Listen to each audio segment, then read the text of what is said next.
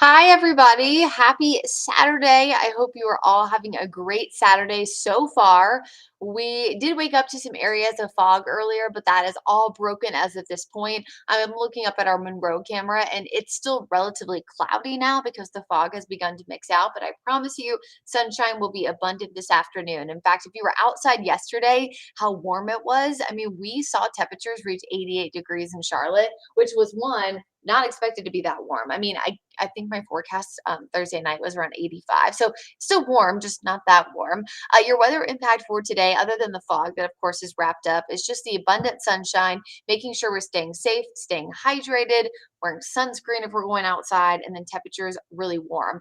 Upper 80s today, near 90 degrees tomorrow, and we're going to feel like the mid to upper 90s. So it won't be as hot as the peak of the summertime, but it is going to be toasty out there. Your burn time will probably be about less than 20 minutes if we are going to see that abundant sunshine today. So also remember, I know we talked about this a little bit, but heat and humidity when it comes to the heat index, that's how it feels scientifically on your skin based on the fact that humidity causes us to not be able to sweat as efficiently. But when you're in the direct sunshine, we all know it. You feel so much hotter. So if you're going to Charlotte FC, if you're tailgating today, if you're just hanging out, going to festival in the park, just think about that. Temperatures are already reaching the upper 70s in Charlotte, 64 already in Boone, and you can see a lot of 70s across the board in our area. We again are going to see that temperature probably at about 10 or so degrees, if not even more later on today. High pressure overhead across the Carolinas is going to suppress any kind of significant storm activity today. There's a weak area of low pressure off to the north and west that is going to try to produce a little bit of moisture later on, but I do think the high will be just a little bit too abundant and too strong to allow that to happen. The one time I think it could is overnight with some of those low hanging clouds. We could see some patchy areas of light rain, maybe a little bit of drizzle, but that's pretty much it. We are mostly dry for this weekend. I'm really not concerned about rain. Even last night at a festival in the park, because I was there during our 4, 5, and 6 o'clock newscast, we had a tiny little sprinkle, enough that Freedom Park Lake, you could see the water droplets on there, but it didn't actually really impact any of us, especially with the tents. There was one downpour near Pineville, but again, that was very far away from Freedom Park. So with that being said, Festival in the Park is this weekend. It is the 60th anniversary. Really great event if you've never been out. About 150 artists. There's 1,000 different, kind of vendors, when you add in all the entertainment and 60 plus hours of live entertainment. So really, really cool event. If you have never been and you're new to Charlotte, or you've just never been, you've lived here forever, it's a really cool thing to explore. And again, that's at Freedom Park. It's around the lake if you're familiar with Freedom Park. Just near where that clubhouse area is. So Festival in the Parks this weekend. Charlotte FC is also at home. And just to give you some perspective here on how warm it's going to be, upper 80s today. It feels like near the mid 90s. So you're going to be tailgating. Again, try to stay safe, stay hydrated, drink a lot of water, especially if you're partaking in other activities that could cause you to get dehydrated a little bit quicker. But that heat index is in the mid 90s and will actually feel closer to the upper 90s tomorrow. So not quite to the triple digits, but based on the fact that we had some fall like weather mixing in, might be a little bit of a shock to some people. And remember to know where you're sitting at Bank of America Stadium. If you're on the visitor side of the bank, you'll notice with the full sunshine, it can sometimes add about 10 to 15 degrees to what it feels like. I was actually at a Charlotte FC match. I believe that this was their first season or maybe their second season, actually with Michelle Bowden, one of our reporters, and it was direct sunshine, dry, so not a lot of humidity, and it was 70. But I'm telling you, in that direct sun, after 90 is of course 90 minutes, but they'll add on for penalty time and things like that. I mean, I was sweating, and I had brought my jacket to wear on the walk there from the light rail, and then had to take it off before we even sat down because I just knew within 30 minutes it would be crazy. Anyway, with that being said, just know where your seats are. It will impact you because if you're on the other side where it's shaded and a temperature of 88, it will be warm, but it just won't be quite as warm. Not saying you need a jacket when it's 88, but yes, you'll definitely notice a difference. I've also been to the bank when the Panthers were playing the Falcons 3 years ago, and it was 50 degrees. So it was so cold if you were, getting a drink and under, where the freshmen are, and, when you're buying food and things like that, you went back into the sun and it felt great. because it was 50 up in the sun. It felt like 70.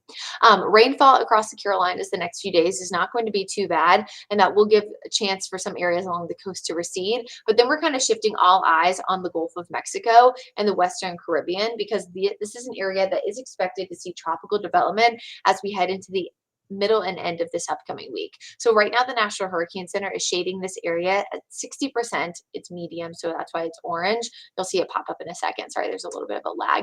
However, I think at this point, there's a high chance we will see something. Now, what we see, that still remains to be seen. I do think it's a pretty good chance that we'll at least see a low in hurricane at a minimum, but it will depend on exactly where this low sets up, which will also depend on where it goes. If it hits any of the upwelling, some of that colder water from Francine. The storm didn't do a lot of upwelling, but it was a little bit. So all of those factors kind of have to be worked out still. So we are keeping a close eye on that area, of course, because at this point, it does look like we'll see something develop, even if it's just, or even if I say just, I shouldn't even say that because I say it all the time. It's not just a tropical storm that can have impacts too, but I just mean in terms of intensity. So even if it's on the lower end of the scale of intensity, I do think something will develop in that area shaded in orange.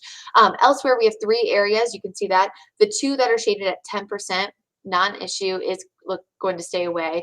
But the one in yellow, if you notice, there's no L, and there's no L in the orange one either. Those are 2 areas that have not developed yet. That's why there's no L. So there's no low pressure yet, which is why that area shaded in orange, we know the low pressure has not formed, which is why model data is not great yet, but it will continue to get better. And then the other area that you see with no L that has 0 and 20, that's a tropical wave that is expected to emerge off the coast of Africa. So it has not yet. These areas, of course, all conducive for development. If we do call this storm something, which I do think we will, it will be Helene. Remember that the system near the coast that impacted us, bringing us rain and wind on Monday, did not ever technically develop into a tropical depression or named storm. This is where you can get into a long conversation about social science and whether or not it's confusing to people, that a storm can produce so much rain like it did in areas near the coast, but didn't get a name, and then it can be confusing. I just know that if this one does get a name, it will be Helene. We did not technically check that off of the 2024 hurricane list. This is currently that area, again, shaded in the orange. We will watch this closely because we know that even a storm that goes into the Gulf of Mexico can still sometimes have indirect impacts on us here in the Carolinas. Because remember when Francine made landfall, kind of that expanding moisture and that expanding front did bring us a little bit more rain end of last week before the weekend happened. And then, of course, it was the coastal low that brought us rain Monday and Tuesday. And so this is kind of the general area that we're watching. I kind of put it through on Futurecast. This is just one particular model, but depending on where it makes landfall, a little bit closer to the Big Bend of Florida could mean more rain for us. A little bit further west could mean lesser impact. So at this point, I tweeted this earlier, we should focus on what we do know, which is it'll be hot and humid this weekend, not expecting rain. It'll be warm and muggy this upcoming week, and we will see scattered showers and storms return every single day. And then the uncertainty of whether or not we get more rain from something else, an approaching cold front, whether we get more rain because something tropical tries to develop and does, come a little bit closer to the Carolinas, that's more of a question mark still. But I would prepare just knowing, again, we have a mostly dry weekend, but hot and humid this weekend, scattered storms this week, and next weekend we could start to see some higher rain chances. Speaking of the weekend, it is September 21st, so it is Saturday, but it's also the last Saturday and last day really until the autumnal equinox. I know we've talked about this before, difference between meteorological seasons and astronomical seasons. Meteorological seasons are month to month because we do record keeping that way, but we know that there's 2 solstices and 2 equinoxes, and this one is happening tomorrow. So beginning of the autumnal equinox at 8:43. You'll notice that I really don't like to say the official start of fall because for meteorologists it starts at a different time. So I just think it's easier to say autumnal equinox. So again, that's tomorrow morning, 8:43 a.m. And so for folks who go by the normal seasons and not the meteorological ones, this would be the start of autumn. And of course, that's when the sun is directly on the equator, which is why it's called equinox. Cool. Sometimes I have to think about these things before I say them.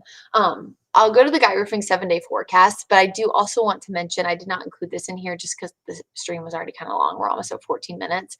That this day, 35 years ago, the immediate coast of the Carolinas was preparing for a Category 4 landfalling hurricane. Um, Technically, Hugo made landfall near Sullivan's Island just before midnight on the 22nd, but most people just say midnight on the 22nd, which totally makes sense. So 35 years ago today, folks along the coast not knowing what Hugo was going to do. It was a very fast moving storm, which is why here in the Charlotte area we always remember that storm as the one that caused a lot of wind but not as much rain because it was moving so fast. It is still the only hurricane that Charlotte has ever seen, and Larry, of course, we talked about it so many times over the years, was on air, working ceiling collapse at our old studio. So really happy to have him, of course, still on the team. And we did talk a little bit about, or he did talk a little bit about Hugo's anniversary with Brad during our hurricane special, which aired on Wednesday. So if you haven't seen that yet and you want to, it is on our website, WCNC.com, but it's also on our Weather IQ YouTube page. Yes, so Category 4 Hurricane Hugo, when you're hitting midnight tonight, 35 years ago, made landfall near Sullivan's Island. That's near the Charleston area. Okay, so inland here in the Charlotte area this weekend, again, 88 degrees, lots of sunshine today. Now that the fog is mixed out, we will see even more sun tomorrow, which is why I expect us to get near 90. And then again, we transition to a more typical summer-like pattern this week where we're in the 80s with scattered showers and storms. And then it's not until next weekend that we'll be keeping a close eye on more moisture content, maybe more clouds, maybe a little bit of additional rain. But there is an approaching cold front coming in from the north and west that could also kind of throw a wrench into things. So just know past about Thursday here that you see on our daily 7-day, there's a lot more questions probably at this point than there are answers. But for at least this weekend, stay safe, stay hydrated, stay weather aware, and I'll see you guys tomorrow morning.